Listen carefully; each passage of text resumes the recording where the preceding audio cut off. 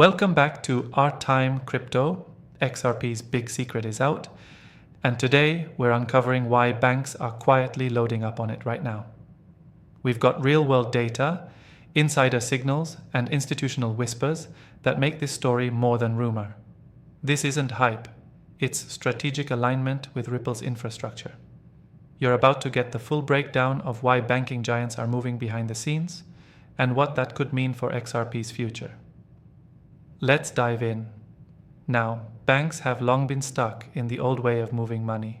SWIFT, slow, expensive, and tied up in pre-funded currency accounts around the world. Imagine wiring money from New York to Tokyo.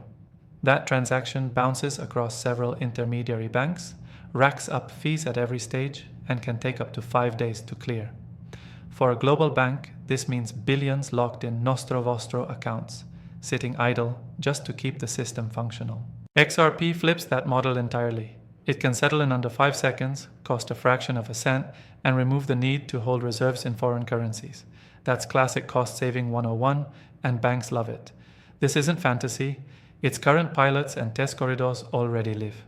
Banks like Santander in Spain, Standard Chartered in the UK, and SBI Holdings in Japan have all trialed or adopted Ripple's solutions to improve settlement. PNC Bank in the US was one of the first American banks to join RippleNet, and while these announcements don't always grab headlines, they quietly show a network forming. And here's one massive reason they could hold XRP, not only for payments but for long-term treasury reserve use. Analysts are calling XRP the crypto legacy asset banks might hold for decades. Why? Because of its utility, regulatory clarity, and deflationary design. That's a powerful combination. Compare it to Bitcoin, which is volatile and consumes massive energy, or Ethereum, which, while programmable, still faces scaling limitations. XRP offers speed, energy efficiency, and real-world usage. That's what banks want. Speaking of regulatory clarity, let's not ignore what Ripple just pulled off. Their recent court victory affirmed XRP is not a security. That removed a decades-long barrier. Now conservative institutions, think pension funds, insurance companies, and large commercial banks, can view XRP as a programmable asset, not a speculative mess. For years, US banks hesitated. Now, the floodgates are quietly opening. Meanwhile, Swift's years-old rails are under pressure. The CEO of Teucrium recently warned that Swift may be crumbling, and XRP, combined with Ripple's growing banking charter ambitions and actual XRP holdings, might fill the void. The person literally said, once Ripple gets a bank charter, it could be one of the world's top 20 banks just based on its financial infrastructure.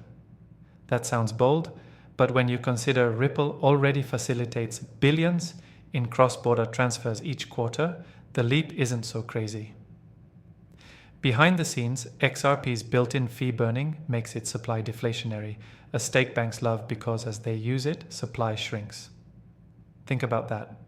The more they scale XRP usage via on-demand liquidity ODL, the more supply is permanently burned. That's rare real-world inflation protection baked into the token. Compare that to fiat currencies being inflated by endless money printing.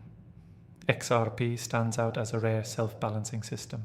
Meanwhile, more banks aren't just pilots. They're slowly onboarding Ripple's tech in hybrid models, augmenting, not replacing, existing SWIFT infrastructure. That means adoption can scale without disruption. Take Asia Pacific, for example. Remittance-heavy corridors like Japan to Philippines and India to Middle East already see Ripple-backed transfers. The Bank of England back in 2017 even confirmed it was testing Ripple solutions for real-time gross settlement. These aren't retail rumors. These are central banks and household names. But here's where it gets even more interesting. Some analysts say institutions are quietly suppressing XRP's price to accumulate more. They screen bearish headlines just enough to shake out retail, then quietly scoop batches of XRP under the radar. It's strategy, not chaos. Think about it. If you're a bank trying to build liquidity pools with billions in XRP, do you want to buy when everyone is euphoric and the token is soaring? Or do you want to buy when headlines scream XRP is dead? Exactly. Add in headlines like XRP better and bigger than Bitcoin, and it's easy to see how a new narrative forms. One where XRP isn't hype, it's functional. Nasdaq analysts have already floated the idea that XRP's role as a liquidity bridge could make it the backbone of tokenized asset markets. Trillions of dollars in tokenized real estate, stocks and bonds moving across borders instantly. Let's not forget CBDCs, central bank digital currencies. More than 130 countries are exploring them, and Ripple has already partnered with several central banks on pilots. The Kingdom of Bhutan, Montenegro, and even collaborations in the Middle East are real examples. If central banks issue CBDCs on Ripple's tech, guess what sits as the neutral bridge asset between them? XRP. This is a use case that Bitcoin and Ethereum simply don't have. Now zoom out to the big picture. We've got a world where US debt is ballooning, fiat currencies are losing trust, and institutions need hedges. Gold has always been a safe haven, but it's not programmable.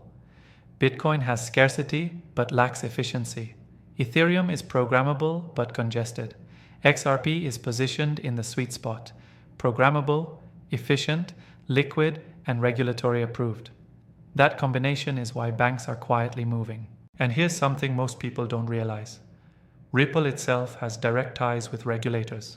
Former US Treasury officials, central bankers, and IMF advisors have worked with or joined Ripple in the past. That's not a company preparing for small-scale adoption. That's a company embedding itself into the very infrastructure of global finance. Now, of course, risk is still part of the story. Price volatility, further regulatory changes, or execution hiccups could slow this down. But if banks continue integrating ODL and tokenized assets over the next decade, holding and using XRP could become part of their financial infrastructure, silently but steadily. So, where does this leave us? Right now we see Santander, Standard Chartered, SBI Holdings, PNC, and even whispers around Bank of America moving closer to Ripple's network. We see regulatory clarity after years of doubt. We see central banks testing Ripple's rails. We see the tokenomics pushing XRP towards scarcity as adoption grows. And we see analysts predicting XRP won't just be a competitor, it could be bigger and better than Bitcoin. If banks are buying quietly, doesn't move markets now, give it 12 to 24 months, and let's see where XRP stands then. By then, corridors could be live in dozens more countries, liquidity pools could be fully operational, and the narrative could shift from XRP is speculation to XRP is the rails of global finance. If you found value in today's breakdown and want to stay ahead of the curve with real XRP updates, not hype, just facts, make sure to hit that subscribe button and turn on the notification bell. That way, you won't miss the next time we uncover the moves banks and institutions don't want you to see. This is Our Time Crypto. Real trade, no hype. I'll see you on the next one.